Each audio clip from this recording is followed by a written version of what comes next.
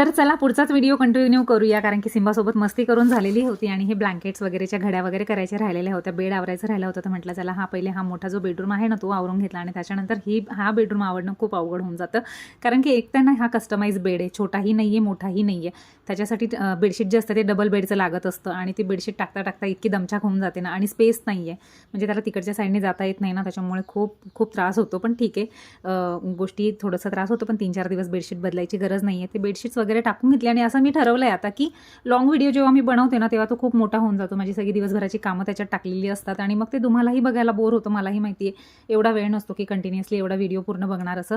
म्हणून शॉर्ट व्हिडिओमध्येच आता जो व्हिडिओ आहे ना 3-3 मिनिटाचा तो आता मी कंटिन्यू करून घेणार आहे, की म्हणजे आता थोडेसे केलेले ज्या गोष्टी आहेत त्याच्या पुढच्या असं, म्हणजे शॉर्ट व्हिडिओमध्ये काय असेल ना की माझी सगळी जी दिवसभराची जी रुटीन असते ना ती पण होत जाणार आहे आणि व्हिडिओही शॉर्ट्स होत जाणार आहेत, म्हणजे तुम्हालाही बघायला छान वाटेल आणि मलाही अपलोड करायला म्हणजे ठीक आहे, जास्त हे नाही वाटत.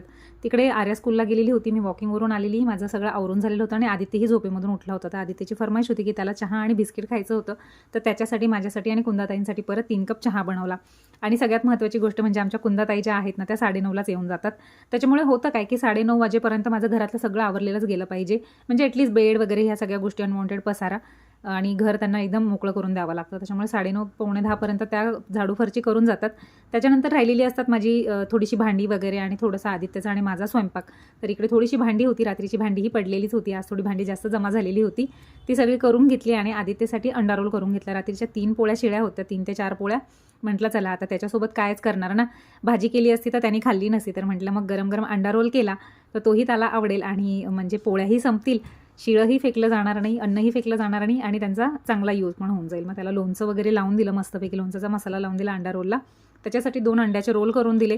आता दिवसभराचा त्याचा कोटा कंप्लीट आणि 2 पोळ्या उरलेल्या होत्या त्या मी माझ्यासाठी गरम करून घेतल्या, तर त्याच्यात मी थोडंसं दूध टाकून आणि दूधपोळी खाणार होते, भाजी वगैरे मला खायची इच्छाच नव्हती. त्याच्यानंतर जे आहे तर मी आता जॉबवर जायला तयार झालेली आहे, अशा 2 छान पाण्याच्या बॉटल भरून घेतलेल्या आहे, थोडंसं स्नॅक्स, दुपारच्या शिफ्टला जात आहे त्याच्यामुळे यायला थोडंसं उशीरच होतो, रात्रीचं जेवण डायरेक्टली घरीच होतं, त्याच्यामुळे फक्त स्नॅक्स घेऊन जाते. तर चला भेटूया नेक्स्ट व्हिडिओमध्ये आणि माझा व्हिडिओ कसा वाटला ते नक्की सांगा. Bye bye, take care.